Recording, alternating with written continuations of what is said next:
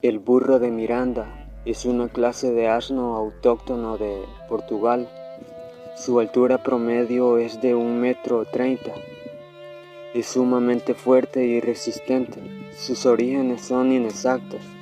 Una de las teorías sostiene que fue resultado de burros exportados que se criaron de forma silvestre en las montañas desérticas de Portugal, lo que produjo cambios significativos en su apariencia, fuerza y resistencia, y luego fue domesticada y años más tarde reconocida como raza asnal.